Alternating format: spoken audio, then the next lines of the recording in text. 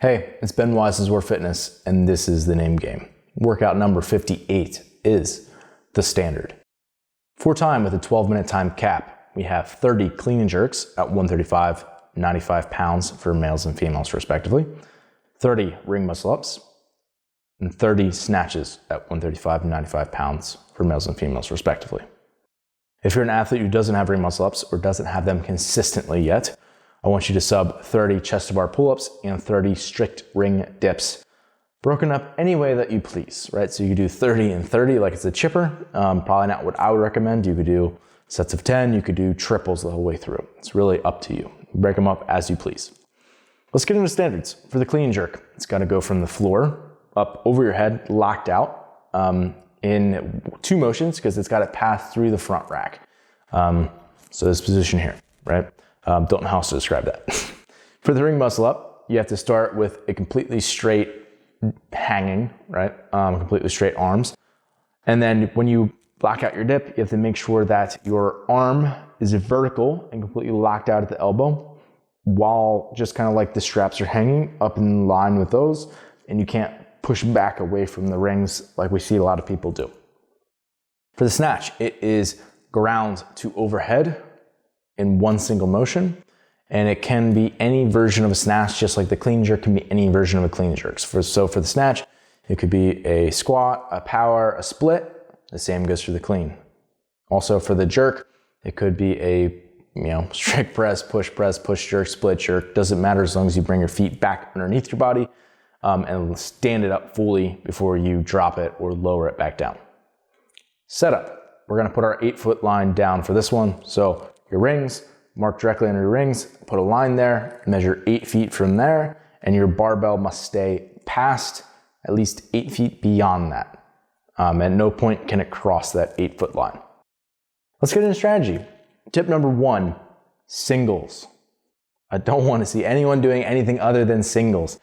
Fast singles is definitely the name of the game here. So fast is basically how I would think about that is trying to be efficient and methodical in how you go about these. So people like Ben Smith, Rich Froning, Tia, basically every elite athlete out there, they are very, very efficient at doing singles of these barbell movements. So these moderate weights that could certainly touch and go them, right? They're still efficient at doing touch and go, but they're also wildly efficient at doing singles.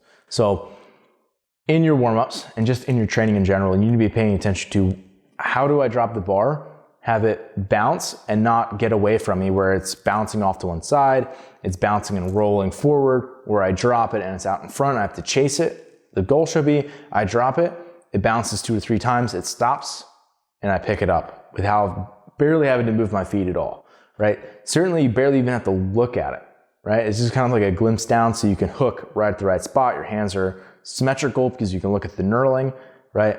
And then it's right back into it, making sure that, again, it is dropped perfect every time. So really the skill comes in dropping it and being confident enough not to move your feet. Maybe you take 1 step back up, right? But either way, this is methodical, it's very precise, and it's something that's not respected enough when we're actually thinking about this as a skill in CrossFit. So tip number 1 is to do singles. Tip number 2 is your ring muscle up volume tolerance. This is something that you just need to be thinking about, right? What is my tolerance of ring muscle ups right now? How well can I tolerate doing 30 ring muscle ups in a workout? If you're someone who's done 60 or 70 ring muscle ups in a workout before, 30 is no problem. It's like, okay, I'll just have to chip away at these and see how my heart rate and my fatigue is kind of managed throughout this. And maybe I'll do, sets of 5 or 6 or 7 even at the beginning, and then quickly bring that down to maybe triples by the end.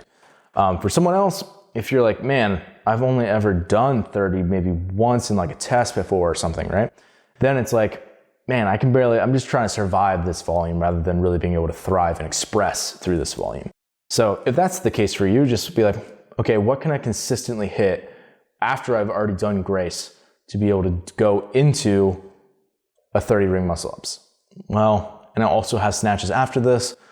Okay, maybe it's doubles. We'll start on the 30 seconds and we'll go from there and see how I feel. right? Having some sort of a rough game plan like that is a very effective way to go. And like, okay, that prevents you from just resting super long and having it be like an on the minute type work, but it also allows you to not go out too hard at the beginning where then you're forced to slow down later on. And then tip number 3 is that the reality here is that these are acyclical movements. So in other words, these are not cyclical movements. It's not something where you could just be on these movements for 5 minutes at a shot. You can't just do 5 minutes of barbell cycling at 135 without setting it down, right? Or 5 minutes of ring muscle ups. You can do that for rowing or biking or potentially even double unders or burpees, right? All those movements you can kind of keep moving through methodically, lower the power output and make them more sustainable. You can't do that with clean and jerks and snatches at 135. You can't do that with ring muscle ups. That's just sort of the reality of what's going on here. However, understanding that, okay, that's the reality. Okay, accept it, move on, right? We need to get as efficient as we can and do whatever we can to make these more like cyclical movements in the sense that these are more smooth and more sustainable, more efficient.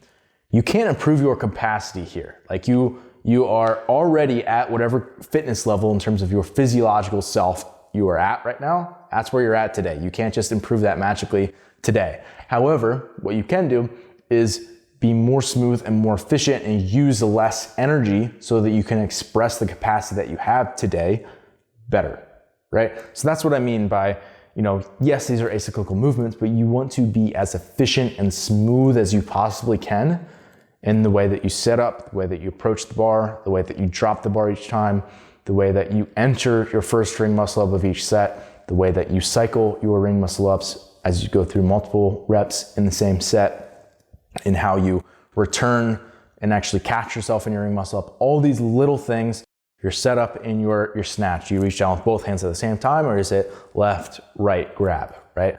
All those little things that you do, they need to be precise and exactly the same every single time. This needs to be something that you're practicing year round, and that your smoothness and quality of movement and efficiency is going up over time so that you can make all the movements that are acyclical in CrossFit just a little bit more like cyclical movements. That's the key to this workout.